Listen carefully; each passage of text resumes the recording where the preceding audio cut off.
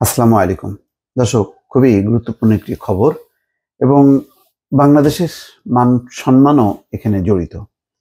যে খবরটি ইতিমধ্যে প্রকাশ পেয়েছে মানবজমিনে, তারিক চয়ন সেটি কোট করেছেন।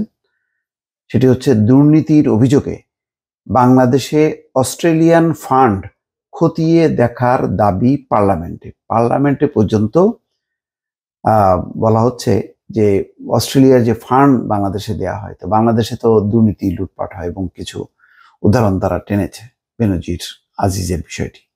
তো এই ফান্ডগুলো আসলে ঠিক মতন খরচ হচ্ছে নাকি এখানে দুর্নীতি লুটপাট হচ্ছে সেটি খতিয়ে দেখতে বলা হচ্ছে পার্লামেন্টে।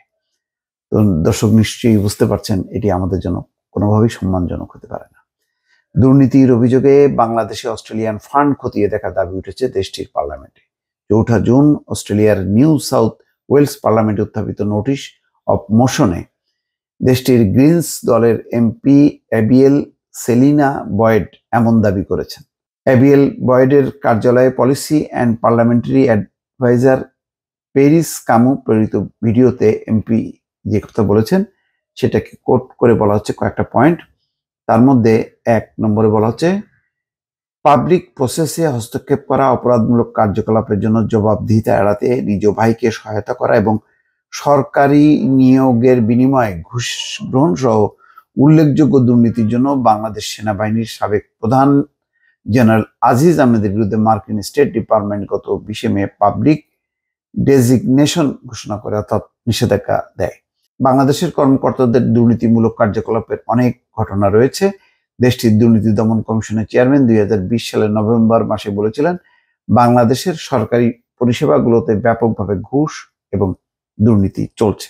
তারপরের পয়েন্ট হচ্ছে, দুর্নীতি বাংলাদেশের গণতান্ত্রিক প্রতিষ্ঠানগুলো এবং সরকারি প্রতিষ্ঠান ও প্রক্রিয়ার প্রতি জনগণের আস্থা ক্ষুণ্ণ করেছে।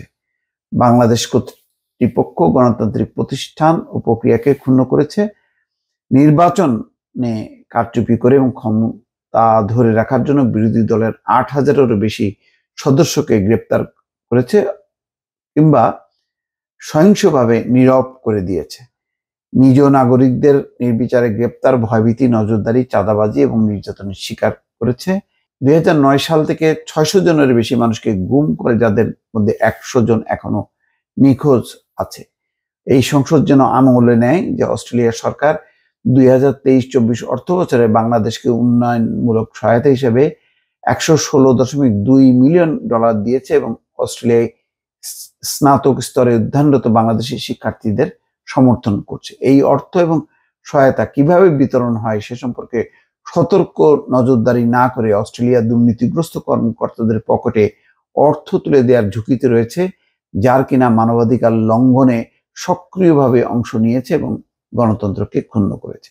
ওই একই মার্কিন যুক্তরাষ্ট্র যে দৃষ্টিকোণ থেকে বাংলাদেশের দুর্নীতি প্রসঙ্গে যে আজিজ আহমেদকে স্যাংশন দিয়েছে, সেই কথাগুলো অস্ট্রেলিয়ার পার্লামেন্টের ওই এমপি তুলছেন, বলছেন যে এই দুর্নীতি বাংলাদেশের প্রতিষ্ঠান এবং গণতন্ত্রকে ক্ষুণ্ণ করছে।